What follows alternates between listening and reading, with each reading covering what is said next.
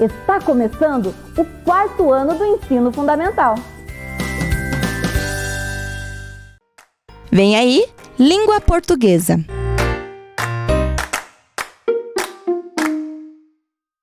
Oi, 4º ano! Como vocês estão?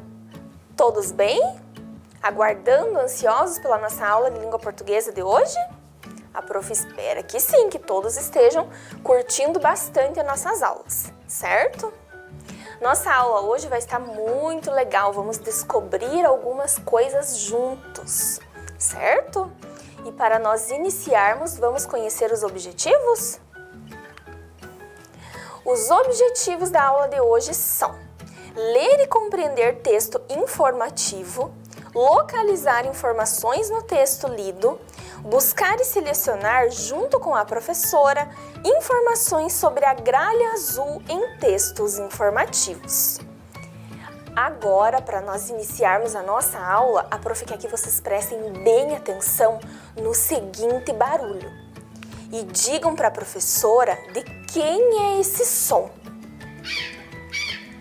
Estão ouvindo? Que animal será que é esse? Conseguiram identificar?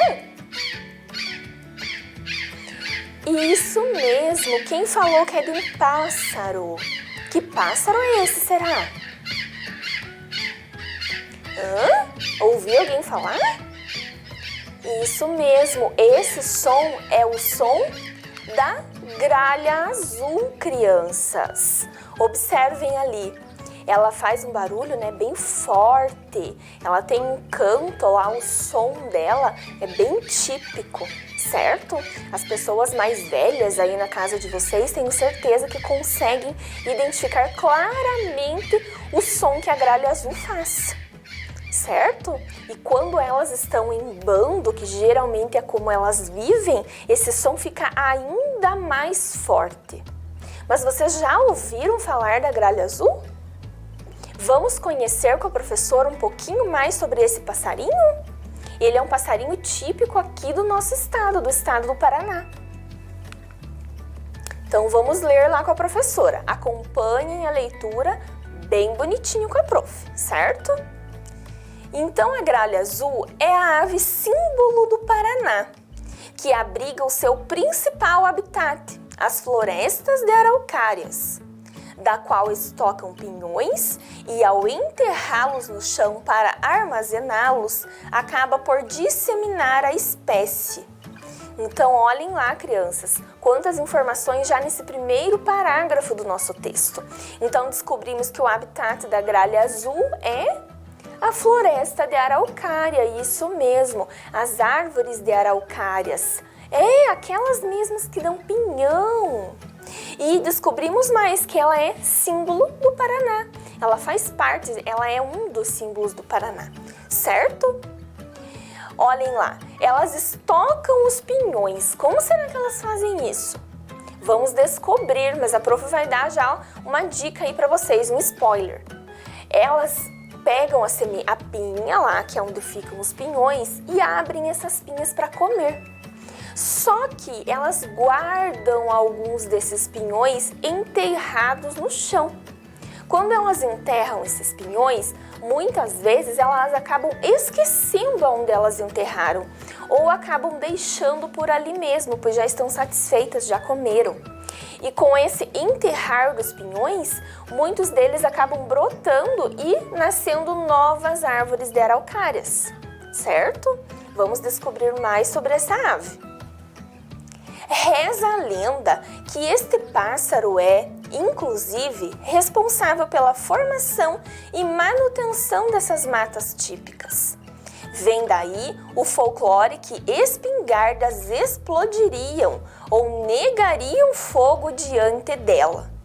E olha que a gralha azul não é pequena para se enxergar, ela mede 39 centímetros. Então ela é uma ave grande, olhem lá, ela tem um pouco mais que o tamanho de uma régua dessas da escola que vocês usam, certo?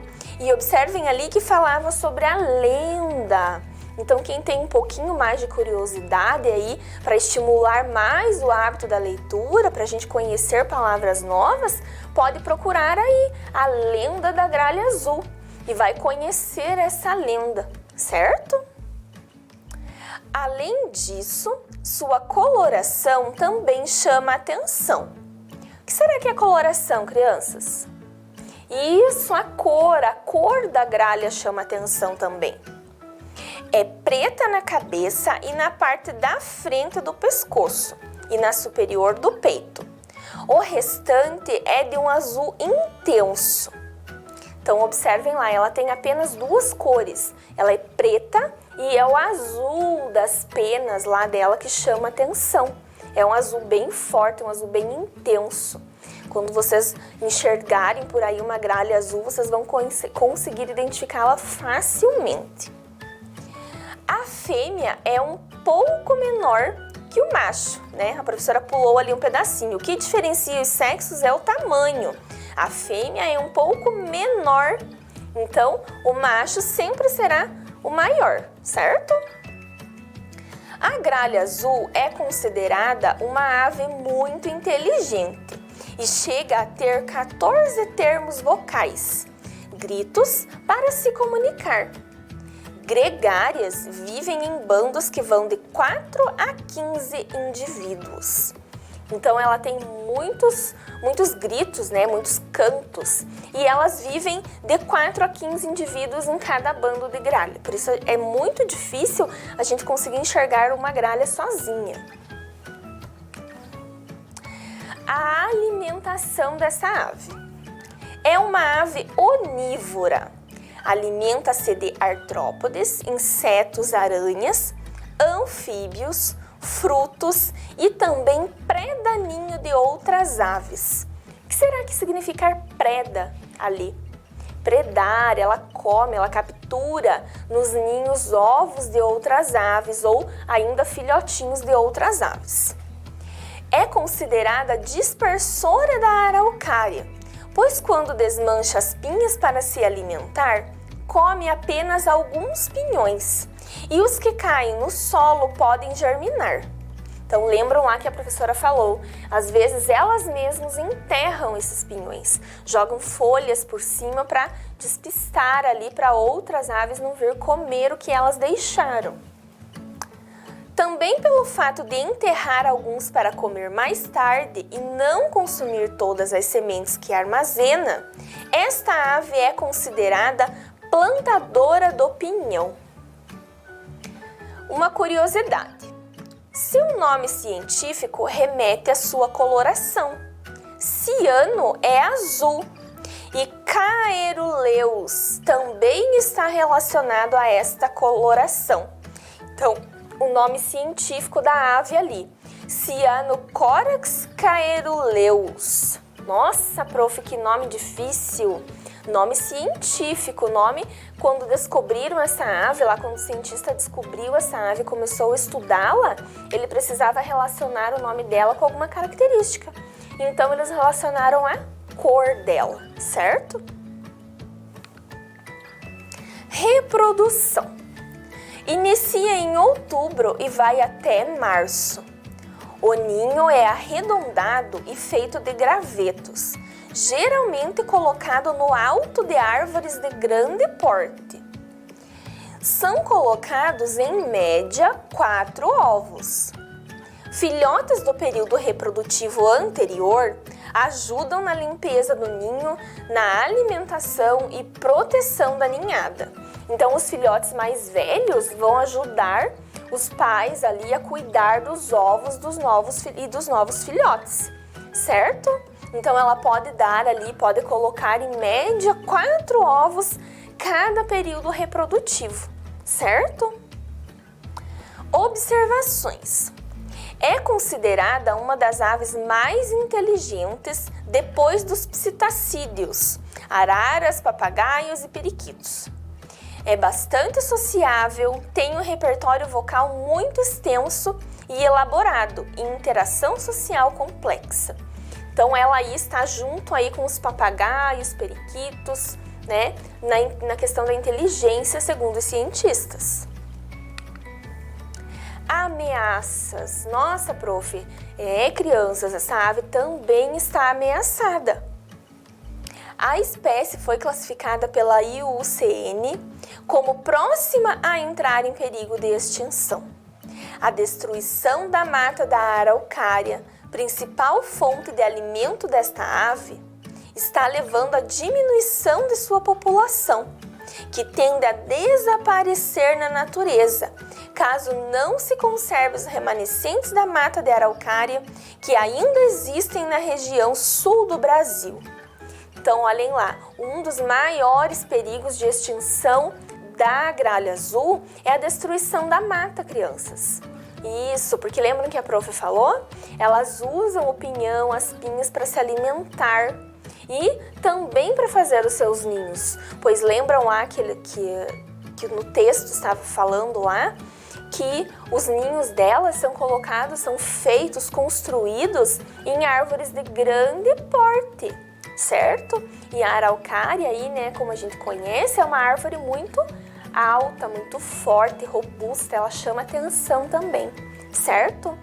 Então, o maior perigo de extinção da gralha azul é esse, é o acabar com a mata das araucárias. Por isso, nós precisamos, além de cuidar dos animais, cuidar também da natureza, certo? Agora, nós vamos conversar um pouquinho mais sobre o texto, certo? Vamos ver se vocês lembram aí em casa quais foram as informações que nós obtivemos sobre ele. Por que a gralha azul é considerada a ave símbolo do Paraná? Observem ali que a prof colocou uma foto dela ali, se alimentando ou pelo menos segurando um pinhão. Quem aí lembra por que ela é símbolo do Paraná? Alguém lembra? Lá do comecinho do nosso texto? O seu principal habitat, então, ela é a ave símbolo do Paraná, por quê? Isso, porque o principal lugar que ela mora é a floresta de araucária. E a araucária, né, ou pinheiro do Paraná, é um dos símbolos também do Paraná, certo? E a gralha azul ajuda a plantar essas árvores, isso mesmo. Ela é considerada plantadora do pinhão lá, né? Seu principal habitat, as florestas de araucárias, da qual estocam pinhões, e ao enterrá-los no chão para armazená-los, acaba por disseminar a espécie. Então, disseminar ajuda a espalhar a espécie quando ela está fazendo essa atividade ali de alimentação e enterrar o pinhão, certo? O que chama atenção na gralha azul? Por quê? Ah, essa tá muito fácil. Eu tenho certeza que vocês, observando a imagem que a prof colocou ali, vocês já lembraram o porquê. Isso, a coloração, a cor dela, certo? É um azul intenso, como falava o nosso texto, um azul forte. Então, sua coloração chama atenção. É preta na cabeça e na parte da frente do pescoço e na superior do peito. O restante é de um azul intenso. Então, observem ali a cabeça, o peito desta ave e o restante todo azul. Deve ser lindo encontrar uma ave dessa ou avistar uma ave dessa, não é? Alguém aí em casa já avistou? Por que a gralha azul corre risco de extinção? Qual foi lá o motivo que o texto apresentou para nós? Isso, a destruição da araucária, olhem lá. Por causa da destruição da araucária, principal fonte de alimento desta ave, além de ser fonte também lá para elas produzir o ninho. Lembram lá que elas constroem o ninho em árvores de grande porte, certo? Qual a alimentação desta ave? Então, um dos alimentos já está ali na boquinha dela. Quais são o restante lá? Lembrem que ela é uma ave onívora. Alimenta-se de artrópodes, insetos, aranhas, anfíbios, certo? Aqueles animaizinhos que vivem tanto na terra quanto na água. frutos e também preda ninho de outras aves. Então, ela lá, além de se alimentar de toda essa variedade, ela ainda vai buscar ninho de outras aves para se alimentar. Ou com os ovos, né? Ou ainda com os filhotinhos menores, certo? Então, observem ali. Agora vamos ler com a professora esse trechinho do texto e prestar bem atenção nas palavras que a professora sublinhou. A gralha azul é considerada uma ave muito inteligente e chega a ter 14 termos vocais para se comunicar. Gregárias vivem em bandos que vão de 4 a 15 indivíduos. O que podemos entender nos termos destacados? Então, o que nós conseguimos entender ali com termos vocais e gregárias? A professora já comentou ali um pouquinho antes, enquanto nós fazíamos a leitura do texto. Quem aí lembra? Termos vocais? Isso, ali no texto ela trazia como gritos da ave, como canto dessa ave, né? Então, são os gritos, as falas, a forma de comunicação dessa ave foi colocada ali no texto como termos vocais. Gregárias. O que será que significa gregárias? Quando a prof foi procurar lá no dicionário, havia vários significados, certo? Dentro do nosso texto, como nós estamos falando de uma ave, de um pássaro, gregárias está se referindo a bando, a pessoas que vivem em grupos, certo? Então lá, que vivem em grupos, em bandos, certo? Até no texto ele continua, né? Gregárias vivem em bando, certo? Então vamos ver, substituindo então agora esses dois termos, como fica a nossa frase? A gralha azul é considerada uma ave muito inteligente e chega a ter 14 gritos para se comunicar. Em grupos, vivem em bandos que vão de 4 a 15 indivíduos. Então, substituímos os termos ali e não mudamos o sentido da frase. Agora, nós vamos organizar algumas informações aqui com a professora. Vamos ver se vocês lembram aí em casa dessas informações que nós fizemos, que nós lemos. Agora nós vamos organizá-las de uma maneira diferente aqui na tela, certo? Primeiro, qual era o nome popular desse passarinho que nós estamos estudando hoje? O nome popular significa o nome que nós conhecemos. Nós conhecemos, população, pessoas em geral, conhecemos esse passarinho como? Isso, como gralha azul. Observem ela lá, certo? E o nome científico desse passarinho? Ah, lembram que era um nome bem difícil, bem estranho lá, que remetia à cor azul do animal? Lembram o nome dele? Cyanocorax caeruleus. Nossa, prof, que nome difícil. Geralmente os nomes científicos são um pouquinho mais complicadinhos mesmo para nossa pronúncia. O habitat. Qual é o local que a gralha azul vive? Vocês lembram? Qual é o principal habitat dela? Isso, as matas de araucárias, isso mesmo. As florestas, né? Matas, árvores de araucárias. E a alimentação dessa ave? Isso, ela é uma ave que come várias coisas, né? Ela é onívora, ela se alimenta de anfíbios, de insetos. Do que mais? Do pinhão, isso mesmo. Então, ela é onívora, ela alimenta-se de artrópodes, que são insetos, aranhas, anfíbios, frutos e também preda ninho de outras aves. Olha lá, isso nós havíamos esquecido de comentar.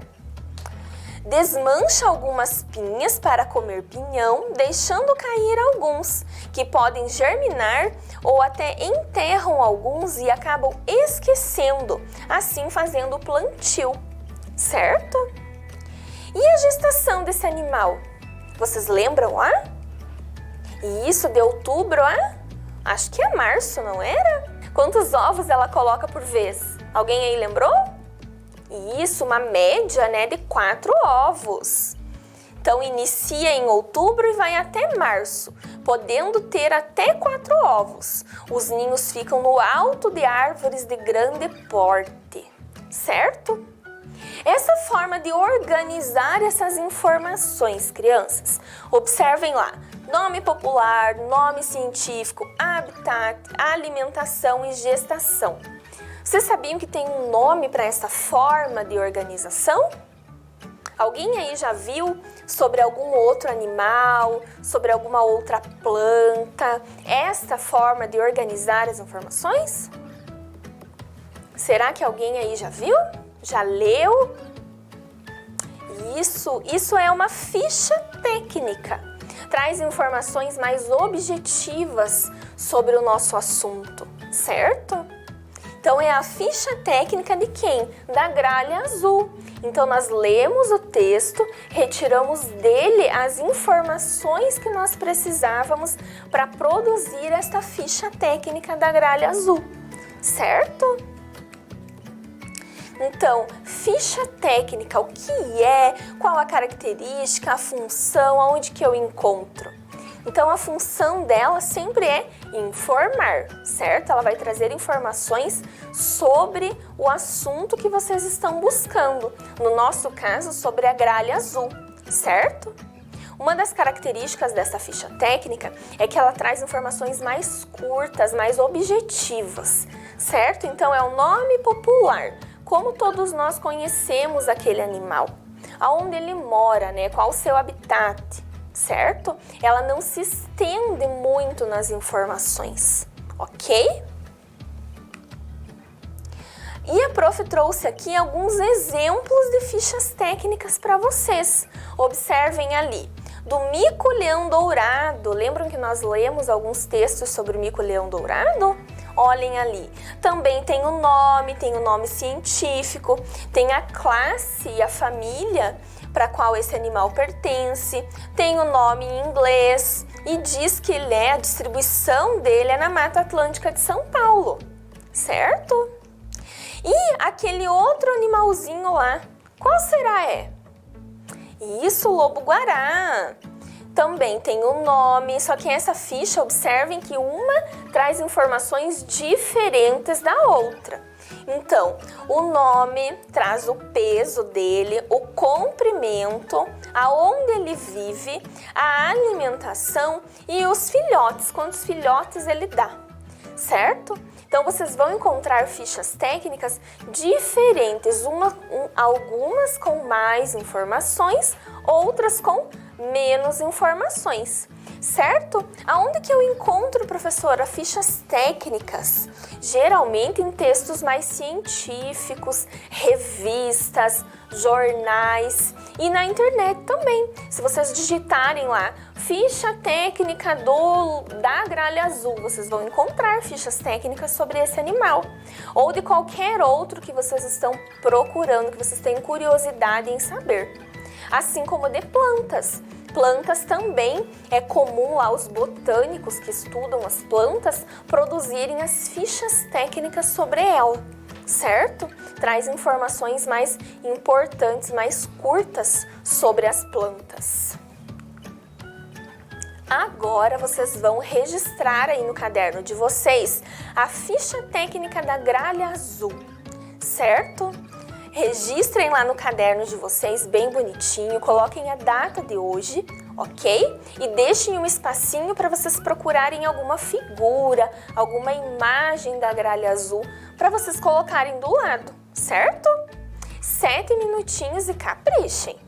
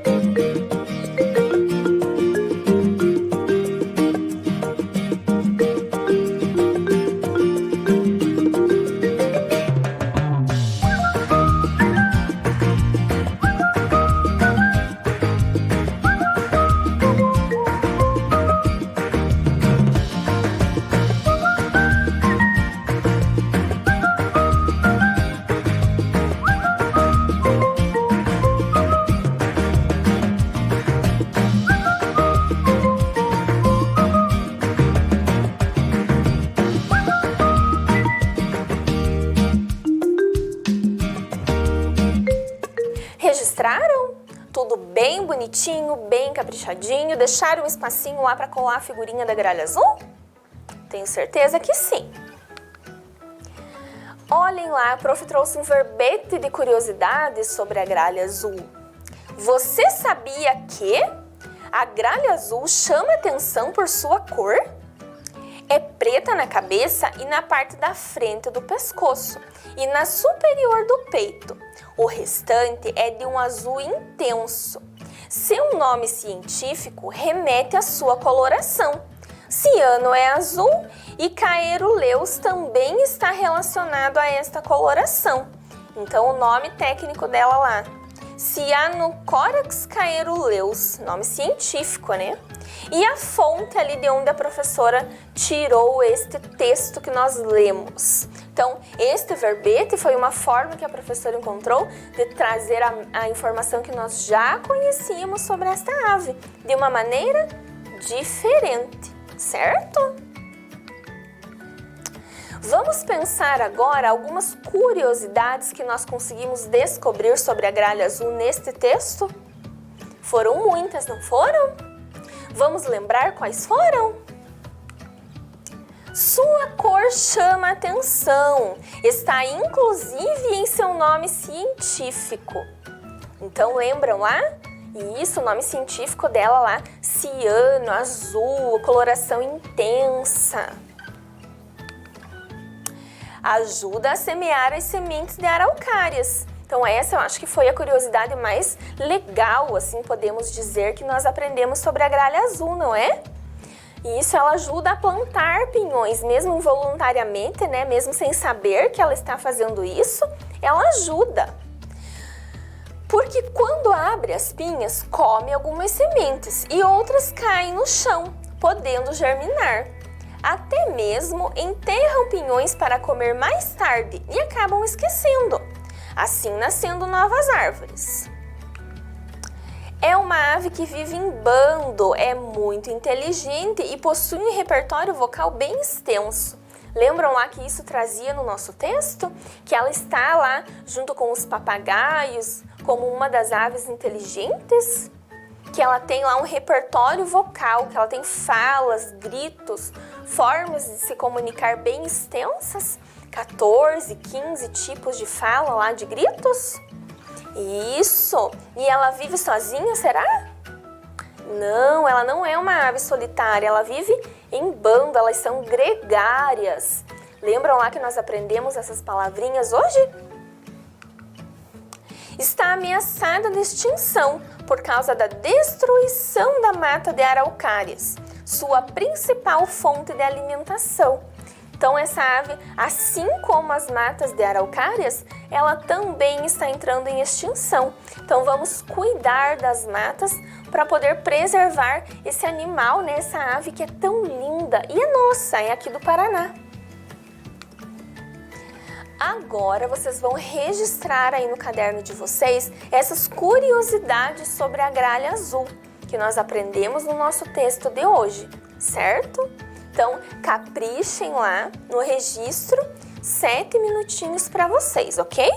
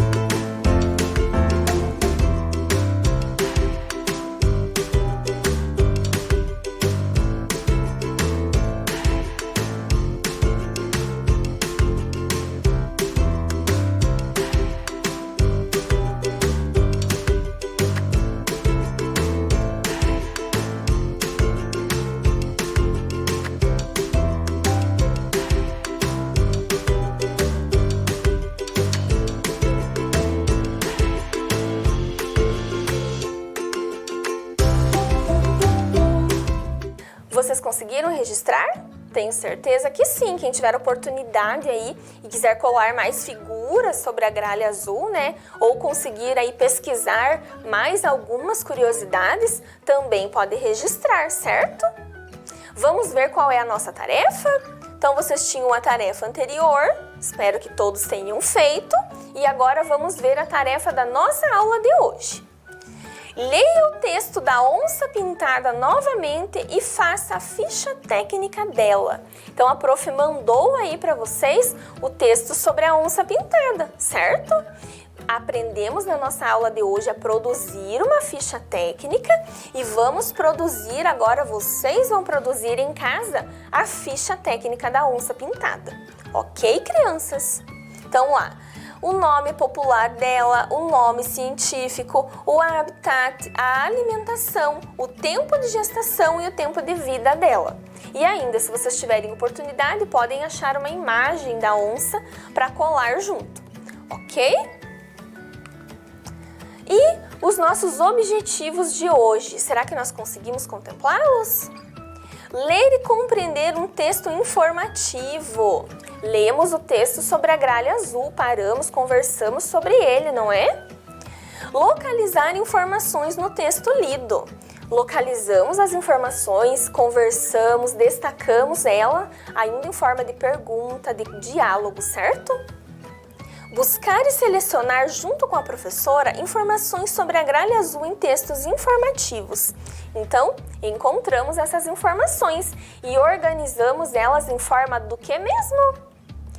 Isso, de ficha técnica, certo?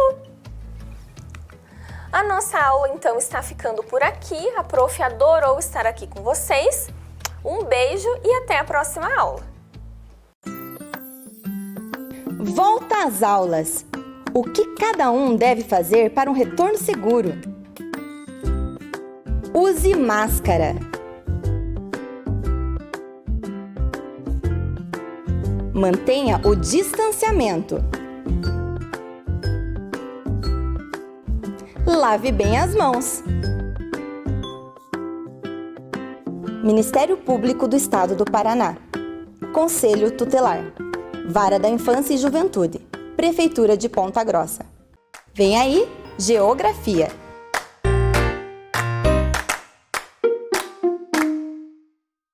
Bom dia, crianças. Tudo bem com vocês? Preparados para mais uma aula nossa de Geografia? Que bom! Então, se organiza aí que nós vamos começar. Hoje, vamos ver mais uma vez o clima e a vegetação aqui de Ponta Grossa e do Paraná. Como objetivos, então, nós temos que conhecer as características do clima de Ponta Grossa e identificar os tipos de vegetação de Ponta Grossa e as suas características. Então, para começar, nós estávamos lembrando lá na aula passada sobre o tempo e o clima. Quando é que nós usamos o termo tempo e quando é que nós falamos clima? Claro que esse tempo que a gente se refere aqui não é o das horas, né? É o tempo de como está o nosso clima em determinado momento. Então vamos organizar os conceitos? Quando nós nos referimos ao tempo, nós queremos dizer então como se encontra o clima em determinado momento e região. Também nós nos referimos ao estado momentâneo das condições atmosféricas, ou seja, lembrando lá da nossa tirinha da última aula, nós vimos que o tempo ele varia muito durante um período de um dia, por exemplo. Podemos amanhecer com chuva, terminar a tarde com sol.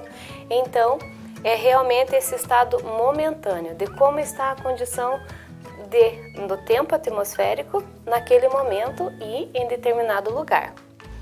E quando a gente se refere a tempo, nós podemos dizer que, como é que está o tempo hoje? Está frio, está quente, está chuvoso, está ensolarado ou está nublado, né? Quer dizer então que nós estamos nos referindo ao tempo, a como está o clima daquela região, naquele dia, naquela semana, como é que foi ontem, como será amanhã, ok? E quando nós estamos nos referindo ao clima, vamos organizar lá. Daí nós estamos dizendo ou nos referindo ao padrão geral das condições meteorológicas de uma região. Lembram que a professora explicou que o clima é o conjunto de tempos. Então, quer dizer que, num prazo mais ou menos de 30 anos, é observado a variação de tempo daquela região para determinar ou para poder afirmar qual é o tipo de clima predominante naquela região. Claro que tudo isso pode variar, mas o que então é usado como base? A maioria, né? Então é propensão que no inverno gie, que o verão seja úmido e chuvoso, né? Tudo isso então são características dessa observação do tempo. O outro conceito então é uma condição duradoura do ambiente atmosférico. Quer dizer realmente isso que nós acabamos de conversar, ou seja, a sucessão de tempos daquele determinado lugar vai também caracterizar o clima. E quando nós nos referimos a clima, nós podemos dizer que ele é temperado, que ele é tropical, que ele é subtropical, equatorial, depende da região.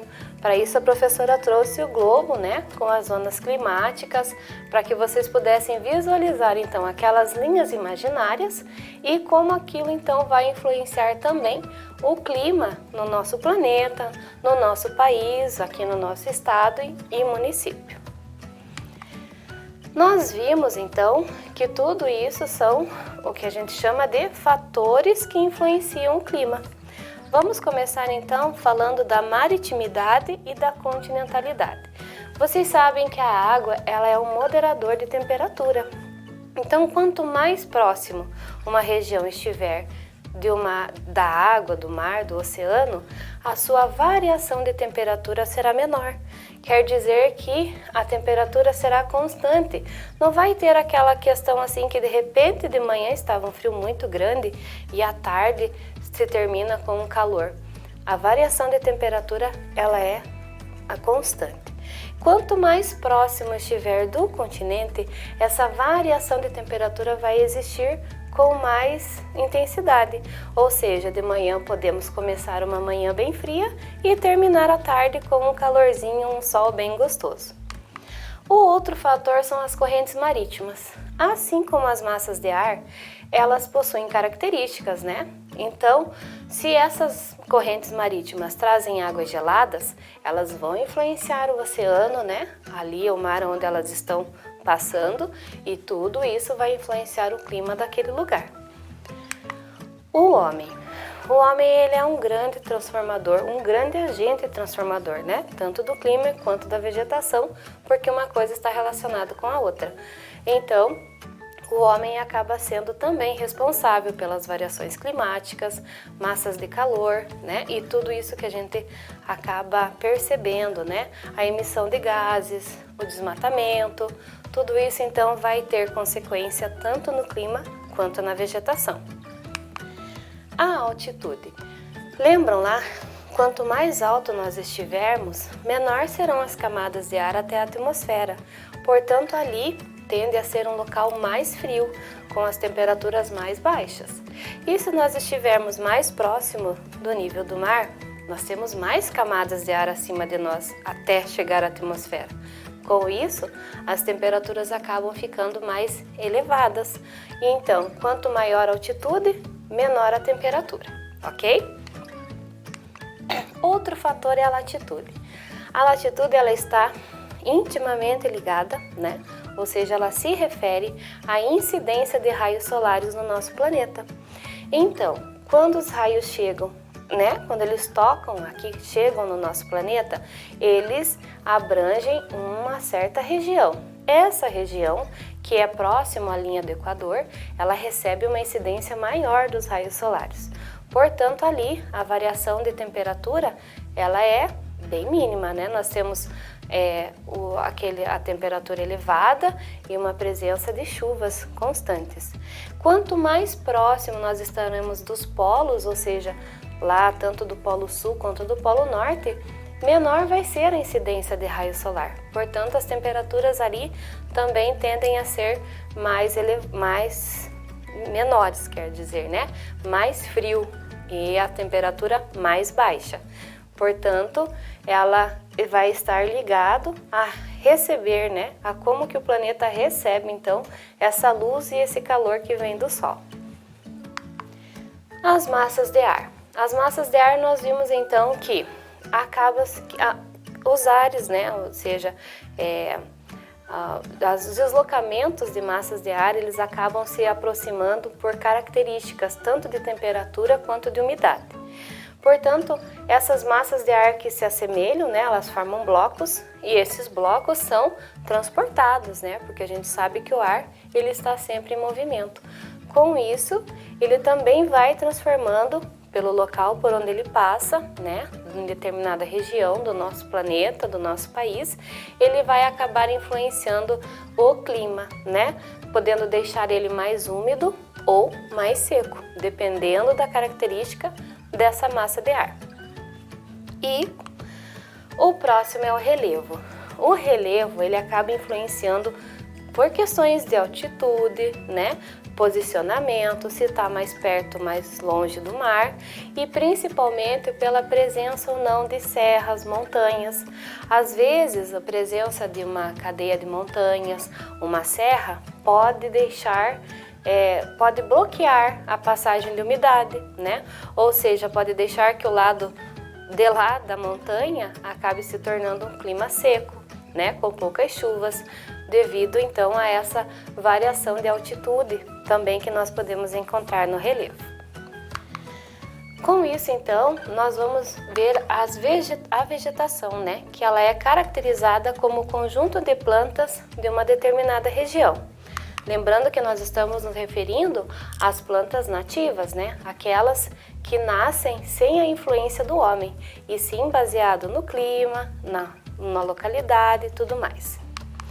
Então a vegetação, ela acaba por fazer uma grande relação com o clima, porque tanto a vegetação vai influenciar o clima, quanto o clima vai influenciar a vegetação.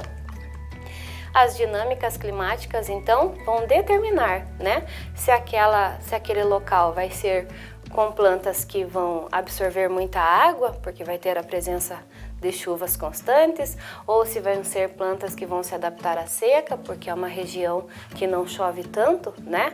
Então, acaba que tudo isso influencia os tipos de biomas que constituem um determinado lugar. A presença ou não, né, de maior cobertura vegetal também vai influenciar a quantidade de umidade. Por isso que nós dizemos que as grandes florestas são as maiores emissoras de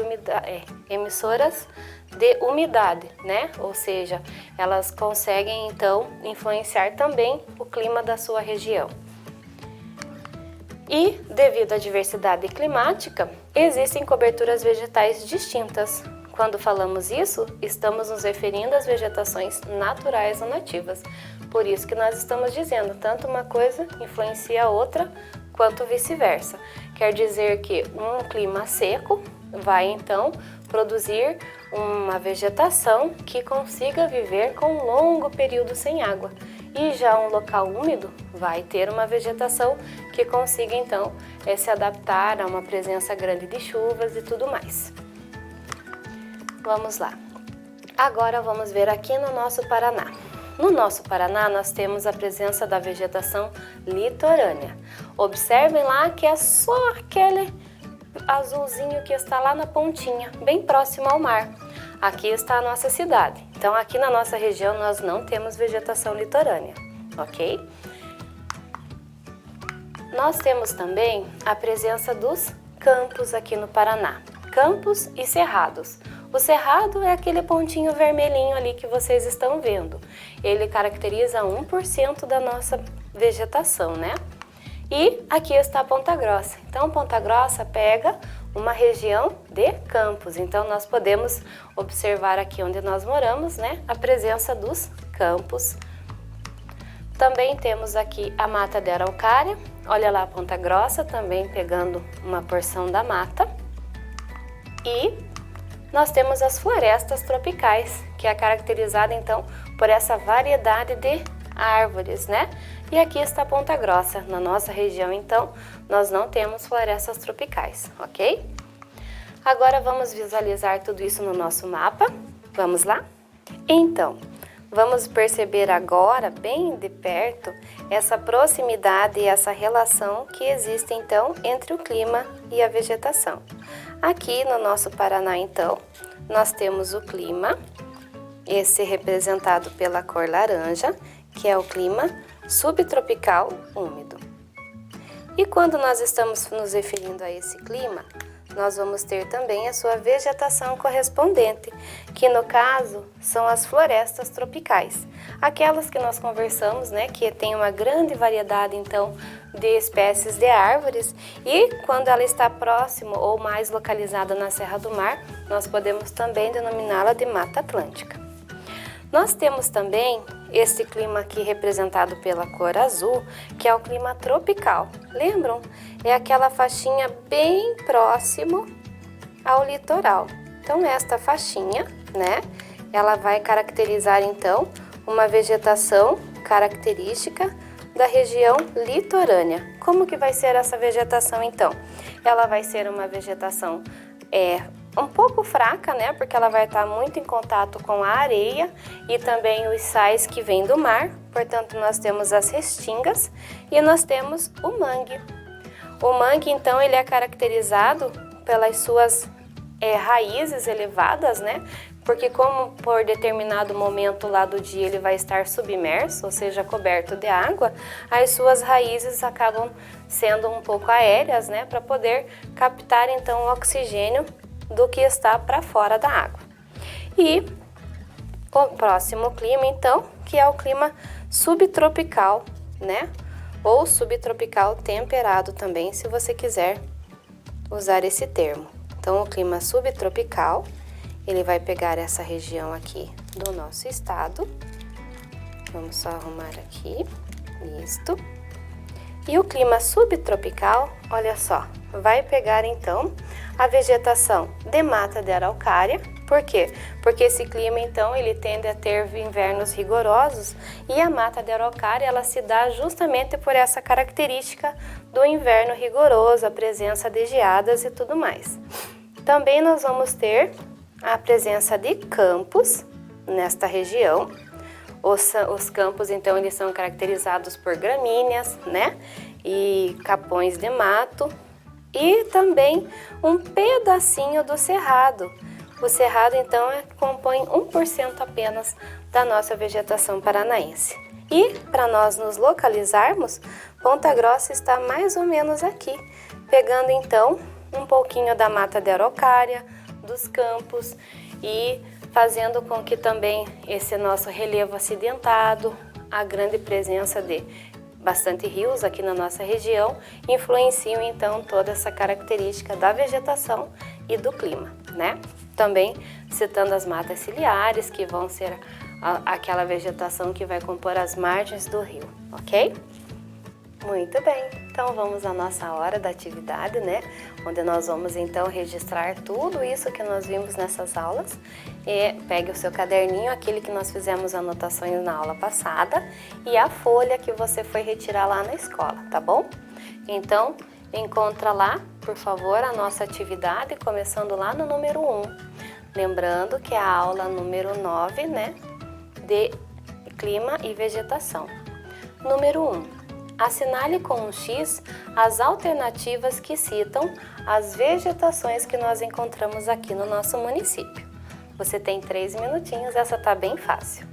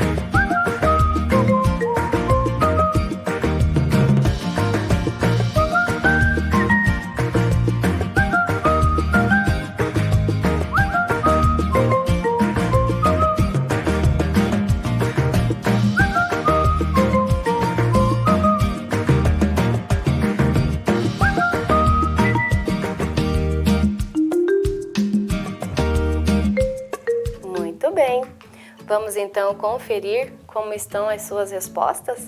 Lembrando que você sempre pode consultar o seu caderno, né? Quais são então as vegetações que nós encontramos em nosso município? A Mata das Araucárias, né? Pela característica do nosso inverno rigoroso, e os campos eugramíneas, né? Tão conhecido pelos nossos campos gerais. Próxima atividade, vamos lá? Número 2. Encontre no caça-palavras alguns dos fatores que influenciam o clima de uma região. Isso também nós vimos bem com detalhes. Você tem 7 minutinhos.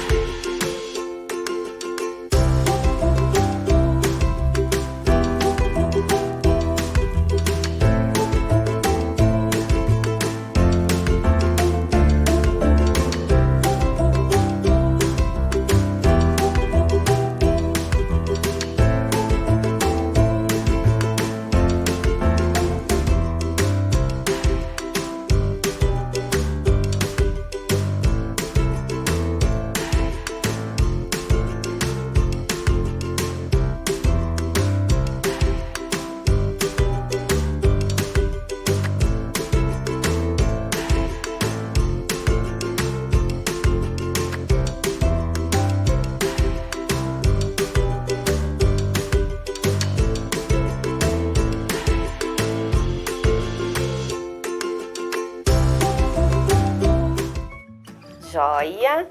Muito bem, vamos conferir então se você conseguiu encontrar todos os fatores que influenciam o nosso clima? O primeiro deles, tá bem facinho, é o relevo, que nós estudamos então. O próximo é a altitude, lembrando lá que quanto mais alto, menor a temperatura. A latitude, que nós conversamos então, que está ligado aos raios solares quando chegam ao nosso planeta, né?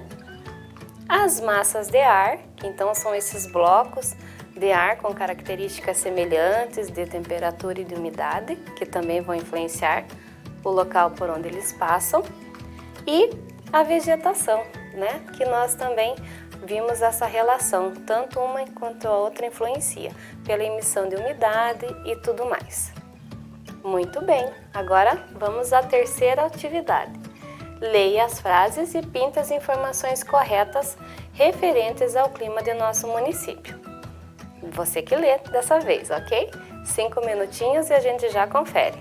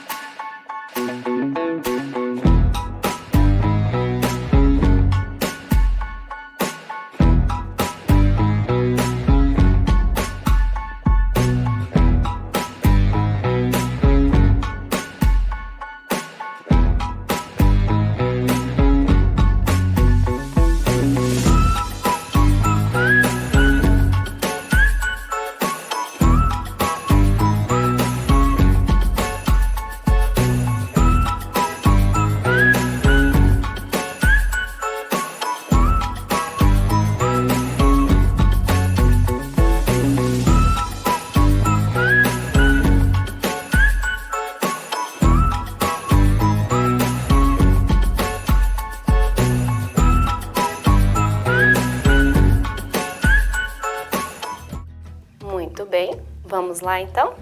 Na primeira alternativa diz assim: os meses de verão vão de dezembro a março e tendem a serem mais úmidos, responsáveis pelos maiores registros de chuva. Estamos falando aqui de Ponta Grossa? Sim, pode pintar essa alternativa. Está bem certo, né? Então o nosso verão ele é mais chuvoso e o nosso inverno tem temperaturas baixas e possíveis geadas, né? Olha só, já dei a resposta do outro, né? Então as geadas são típicas no inverno? Sim, são típicas aqui da nossa região, né? E vamos à próxima alternativa. No inverno também podemos nos divertir fazendo grandes bonecos de neve. Ainda não. Quer dizer, as nossas geadas às vezes são rigorosas, mas nós não conseguimos fazer grandes bonecos. E por último, o relevo acidentado e a presença de vários rios e arroios não influenciam o clima aqui em Ponta Grossa. Não é verdade. Nós já vimos o quanto o relevo influencia e também a presença de água, ok? Parabéns então, que bom que você está acompanhando todas as aulas. Continue se cuidando, estudando bastante e até a próxima aula. Beijo, beijo. Vem aí, Educação Física. Fala galerinha do Vem Aprender, tudo tranquilo com vocês? Novamente estamos aqui para mais uma atividade de recreação e hoje com a presença ilustre do nosso querido professor Cláudio, da Escola José Bonifácio, do professor Agenor e também do nosso grande professor Felipe, da Escola Maria Eulina. Queremos convidar todos vocês a participar da nossa atividade de recreação. Então, não adianta só ficar fazendo com o olho. Tem que sair do sofá, sair da cama, se levantar e participar junto com os professores. E uma coisa muito importante, além dos alunos do Vem Aprender, os pais, os familiares também podem participar junto com a gente. Vamos lá, convida o seu pai, a sua mãe, o responsável que está com você aí na sua casa e vamos fazer a nossa atividade de recreação. Mas como todos vocês já sabem, a gente precisa de algumas atividades, alguns equipamentos para a gente fazer.